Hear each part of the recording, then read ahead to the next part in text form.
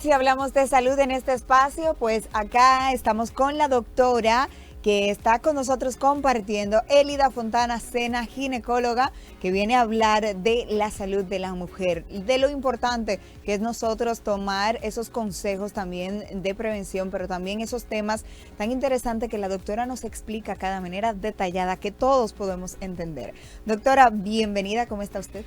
Yo estoy bien, gracias a Dios. Para mí es un placer estar aquí. Y qué bueno que tú resaltas la parte de que podemos todos entender, porque esa es la intención. No es venir y exponer un tema y que se queden dudas, sino que cada persona que nos escucha tenga la capacidad de poder entender de forma que no sea compleja lo que nosotros explicamos. Doctora, el otro día en el salón de belleza me pasó algo bien peculiar, que habían unas personas que estaban hablando y justamente esas personas estaban hablando acerca de la menopausia y tenían informaciones erróneas. Yo no suelo hablar con personas cuando la conversación no es mía, pero yo solamente decía, ella tiene que escuchar a la doctora. Pero para que aprenda, para que pueda aprender y verdaderamente, porque eso nos ayuda a comprender muchas cosas y a desmontar mitos que vienen de teorías que no son ciertas, ¿no? Exactamente, y es grato para mí tener una buena alumna que ya tiene la capacidad de corregir. Qué bueno, qué bueno. Doctora, ¿de qué vamos a hablar hoy? Hoy vamos a hablar de displasias cervicales, displasias en el cuello uterino. Vamos a empezar diciendo que es una displasia. Es una alteración patológica, en este caso, de las células que están en la superficie del cuello uterino. Recuerden, yo voy a explicar como si todo el mundo, todos los que nos escuchan por primera vez, sabiendo de que hay personas que ya van a tener claro este concepto. Vamos a recordar que el útero tiene varias partes, que está el fondo uterino, que está el istmo y que está el cuello uterino. El cuello uterino es la zona que se pone en contacto o que se introduce en la vagina. Y es de aquí, de este cuello uterino, de sus células superficiales, que tomamos la citología cervical o Papa Nicolau. Cuando estas células están alteradas de forma patológica, lo vamos a conocer como una displasia. Que nosotros vamos a poder tener este dato de una alteración celular o atipia celular por el resultado de un Papa Nicolau. Aquí debemos entonces resaltar la importancia de la realización del Papa Nicolau, porque si yo no me realizo un Papa Nicolau, yo no tengo formas de saber que tengo una displasia. Otra forma de conocer la displasia, que va a ser de esta forma que vamos a tener un resultado, es como NIC, que va a estar clasificado en NIC 1, NIC 2 y NIC 3, dependiendo de la gravedad de la alteración celular. Muchos pacientes, cuando reciben el diagnóstico de displasia, de alteración celular, de NIC, piensan que eso es un inicio de cáncer, que ya tienen cáncer. Es muy, muy frecuente que las pacientes se alteren. Primero debemos decir que displasia no es cáncer. Ahora, tenemos que señalar que una displasia tiene capacidad, dependiendo del tipo de displasia, dependiendo del tipo de virus del papiloma humano que lo haya provocado, tiene la capacidad de evolucionar hacia un cáncer. En este caso, como estamos hablando, de cáncer de cuello uterino. Y recordar que es el segundo cáncer más frecuente de origen ginecológico. Primero tenemos el cáncer de mama, que he mencionado en varias ocasiones que en los últimos años ha tenido lastimosamente un repunte alarmante, pero el cáncer de cervix no se queda atrás. Entonces, ya mencionamos que la única forma que yo tengo de conocer que existen células alteradas en el cuello uterino es a través de una citología cervical o Papa Nicolau. Esto porque las displasias, los NIC, las células atípicas no provocan síntomas. La paciente puede estar indolora, o sea, no tener dolor, no tener ninguna fetidez, no tener mal olor, no tener sangrado, no tener flujo, que sus menstruaciones lleguen regularmente, que no haya incluso ninguna alteración en el sangrado de la menstruación. Una paciente normal, siempre y cuando lo que haya sea una displasia, porque sí, en pacientes donde ya hay un cáncer de cuello uterino, dependiendo de la severidad de este, podemos encontrar síntomas. Pero recuerden que nosotros, nuestra intención no es que se nos diagnostique un cáncer de cuello uterino. La intención del ginecólogo, y que debe ser la intención del paciente, es diagnosticar la alteración cuando todavía es leve, cuando hay una atipia celular, pero que puede ser tratada. Me aparece, vamos a poner un caso clínico, me aparece una alteración que se reporta como una atipia celular en el Papa Nicolau. ¿Qué es lo que continúa con esa paciente? ¿Qué es lo que esa paciente debe realizarse luego de esto? Muy probablemente su especialista, su ginecólogo, dependiendo de la edad de la paciente, le va a indicar una colposcopía biopsia. Independientemente, yo a toda paciente que se le diagnostique una alteración celular, le voy a realizar una colposcopía biopsia, porque ese resultado del Papa Nicolau lo que me está diciendo es que hay células alteradas, que hay células atípicas. Todas las células deben ser como los militares, todas el mismo tamaño, el núcleo en el mismo sitio, la relación núcleo-citoplasma igual, pero cuando aparece cambios en algún grupo celular, a esto le vamos a llamar atipia. Siempre que un Papa Nicolau me reporte esta condición, yo voy a realizar una colposcopía biopsia. ¿Qué es esto? Es un estudio diagnóstico en el que a través de un equipo nosotros maximizamos lo que vamos a ver. En este caso, cuello uterino, paredes vaginales y vulva. Así es como lo hacemos. Colocamos una solución con la intención de dar color o no a esta zona para que sea más fácil identificar en qué zona, en qué parte del cuello uterino es que están las células alteradas, y entonces de aquí tomar una biopsia. Recuerden que nosotros como ginecólogos tomamos la muestra del Papa Nicolau y tomamos la muestra de la biopsia, pero no somos nosotros quienes la estudiamos.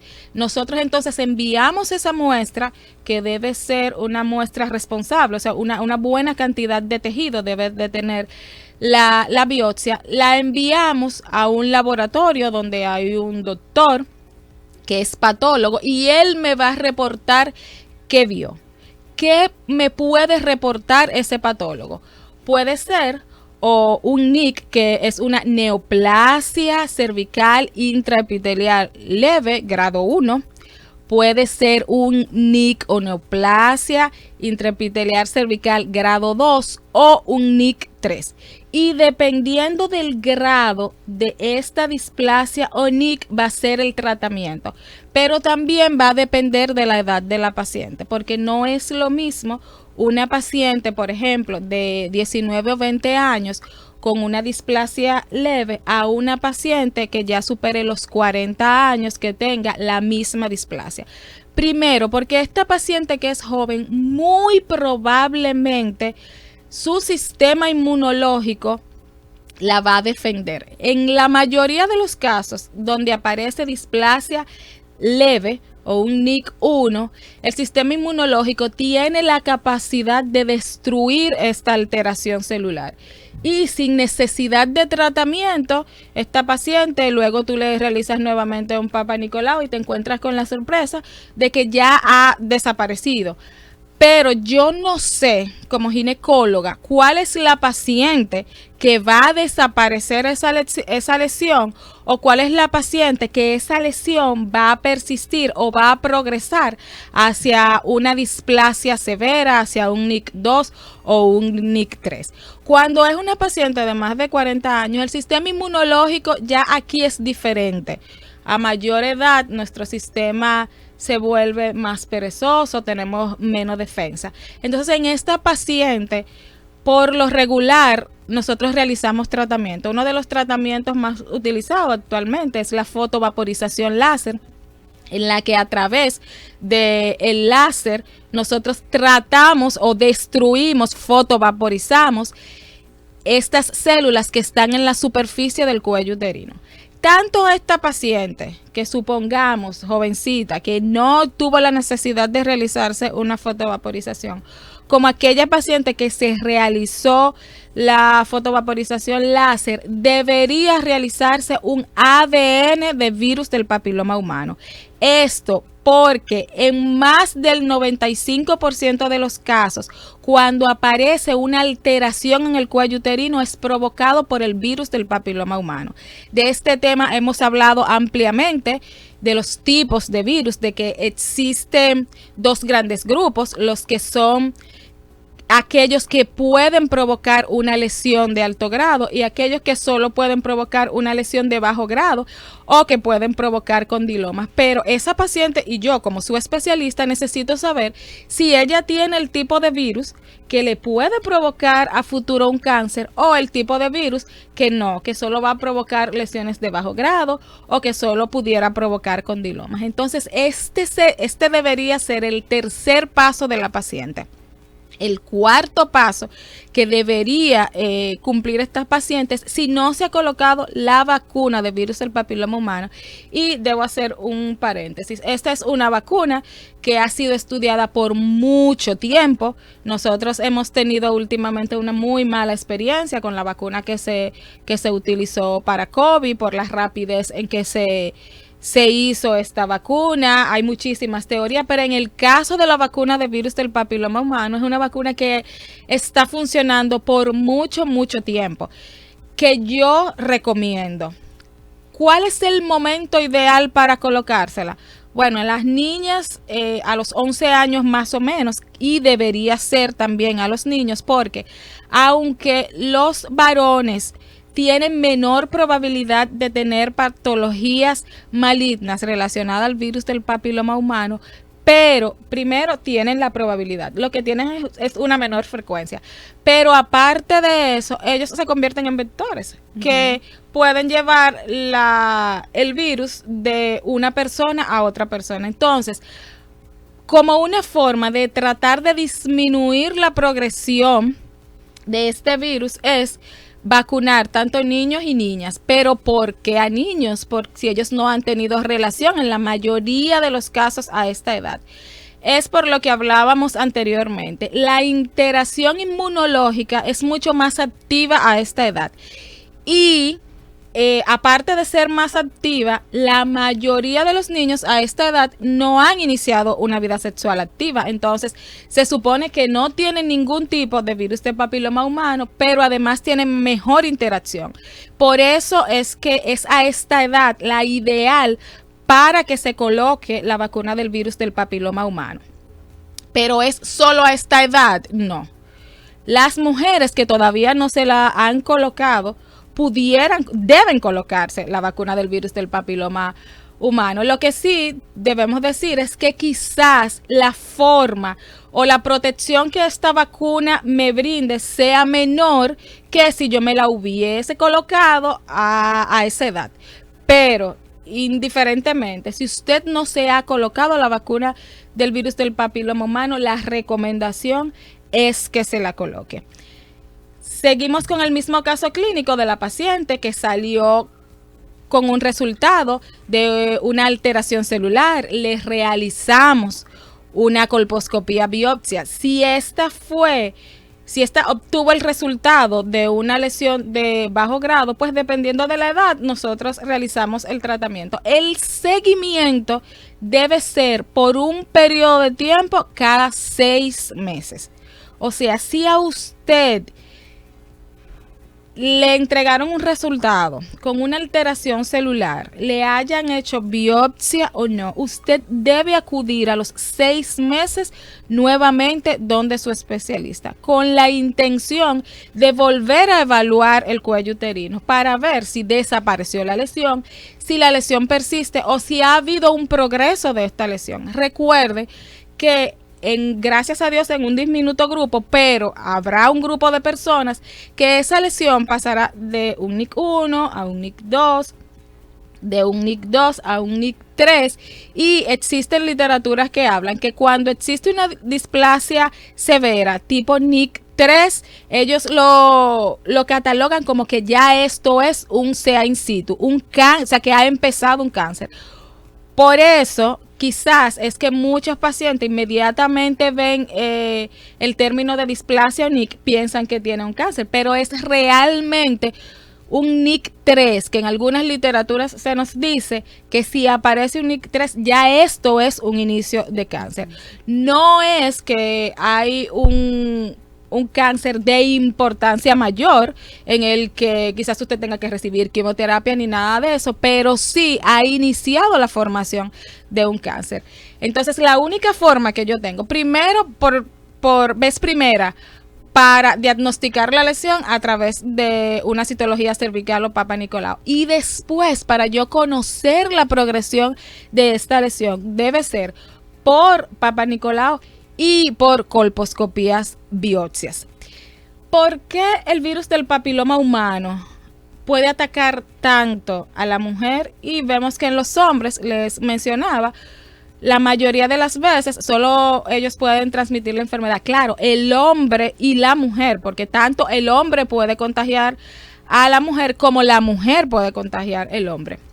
Y es que nuestro tejido nuestro tejido vaginal y de cervix tiene una afinidad muy buena con el virus, porque es un tejido que siempre está húmedo, caliente, oscuro, y al momento de las relaciones sexuales llega hasta el interior de la vagina la relación. Entonces se deposita en esta zona y el virus encuentra una zona muy grata, y aquí empieza o persiste el virus, o se multiplica o evoluciona hacia lesiones más serias. En el hombre, les repito, no es la misma frecuencia de una mujer con cáncer de cuello uterino o vagina a la que va a existir, a la frecuencia que va a existir de hombres que tengan cáncer de pene. Pero yo he visto hombres con cáncer de pene provocado por el virus del papiloma humano. Entonces, la recomendación es, tanto la mujer debe acudir a su ginecólogo periódicamente, hacerse sus citologías cervicales, como el hombre, cuando conozca que la mujer, que su pareja ha tenido una lesión de virus del papiloma humano y sea de alto grado, aparezca en él condilomas, o sea, verrugas a nivel de la zona genital, también debe acudir a su urólogo. El ginecólogo del hombre es el urólogo. Y los hombres, lamentablemente, no tienen mucha afinidad con los médicos, pero en estos casos la recomendación es acudir. Yo siempre menciono que en estos casos de patologías provocadas por el virus del papiloma humano en cuello uterino, nosotros tenemos la ventaja y tenemos que aprovecharla. La ventaja es que podemos diagnosticar la lesión antes de que se convierta en una lesión de importancia.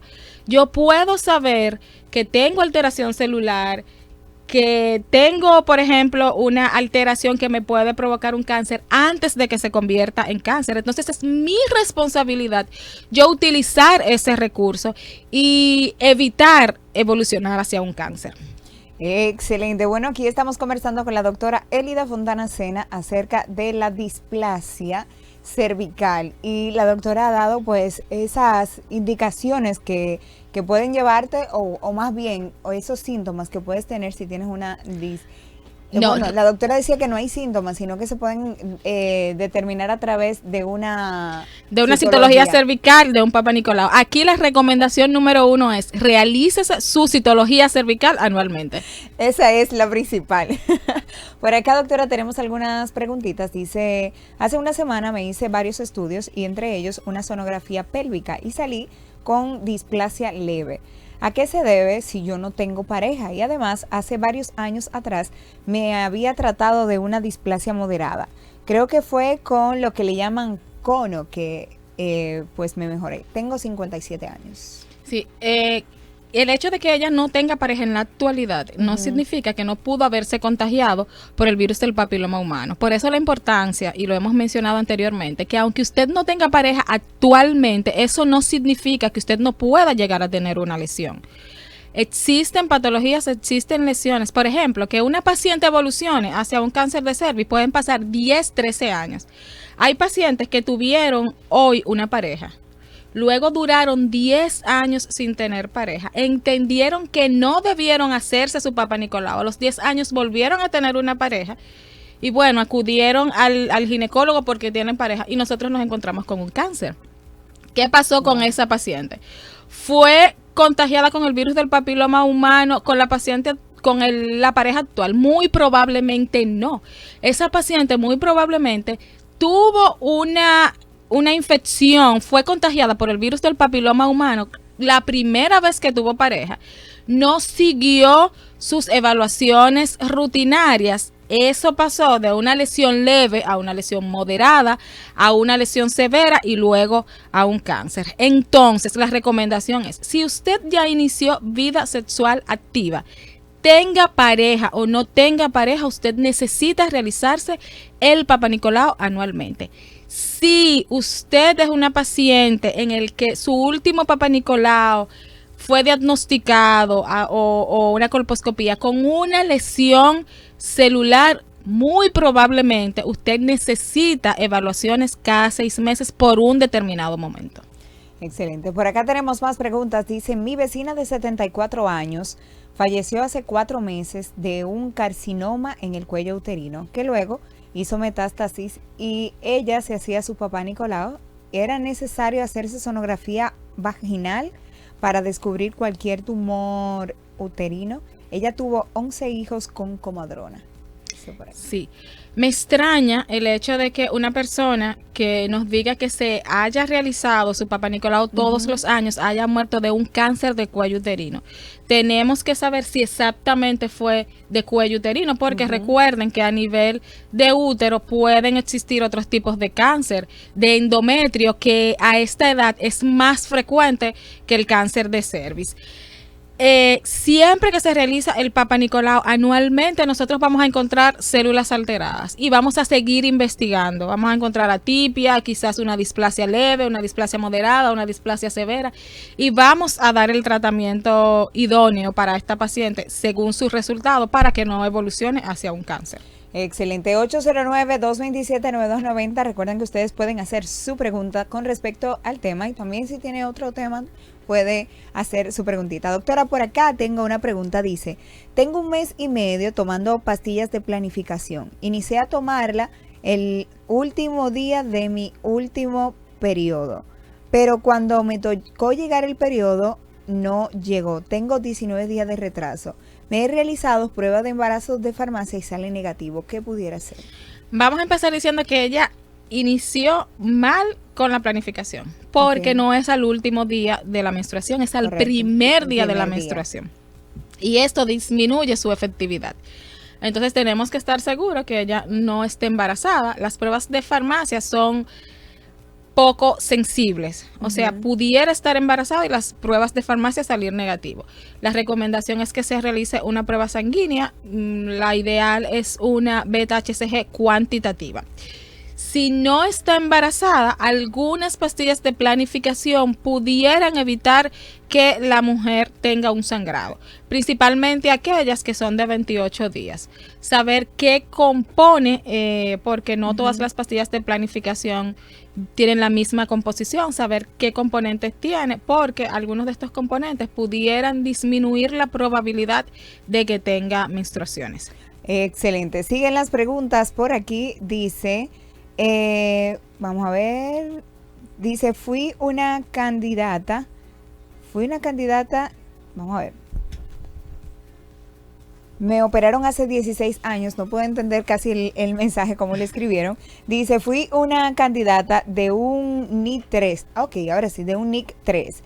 Me operaron hace 16 años y salió todo bien, gracias a Dios. Y no tuve que darme quimio. La doctora habló acerca de lo mismo. Muy bien. Esta es la diferencia de recibir tratamiento oportuno. Porque quizás si no se hubiera operado en ese momento, habría tenido que como quiera en un futuro operarse, recibir quimio o radioterapias.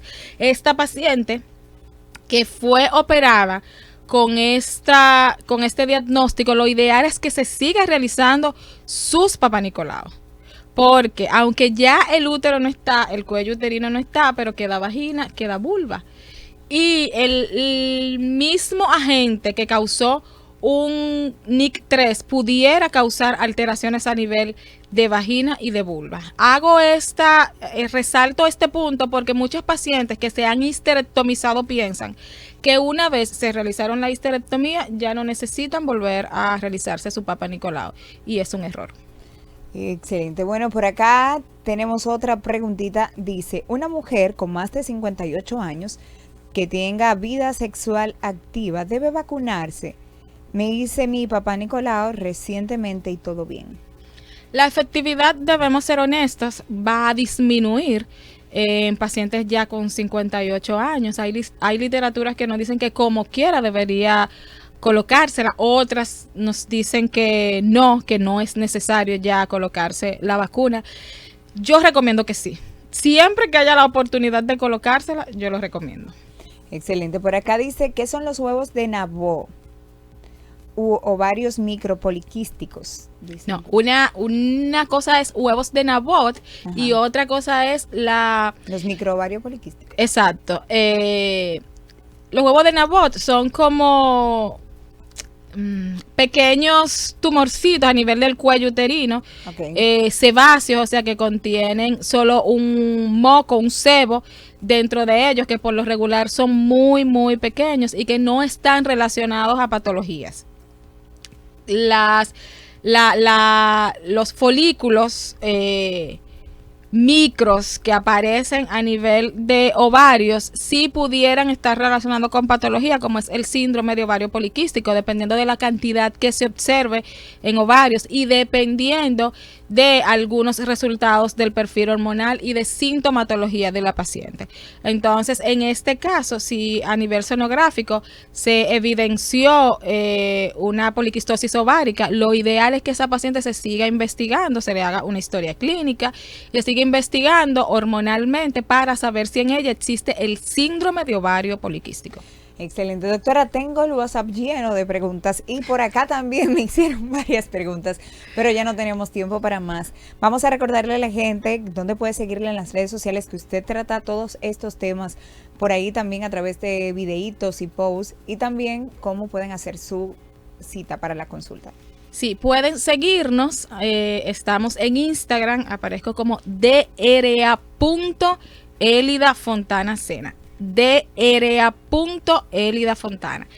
Además, pueden contactarnos a través del 849-915-9450. Estamos para consultas en el Distrito Nacional Centro Médico Escaño, y en la zona oriental estamos también en Centro Médico Hispánico. Será un placer servirles. Excelente, gracias doctora por todas sus recomendaciones y siempre tratar estos temas tan importantes. A ustedes, si llegaron tarde a esta conversación, recuerde que puede entrar a nuestro canal de YouTube Pura Vida Network y ahí lo va a encontrar en la sección de en vivo. Nosotros seguimos con más en esta programación de Contigo en tus Mañanas. Gracias doctora.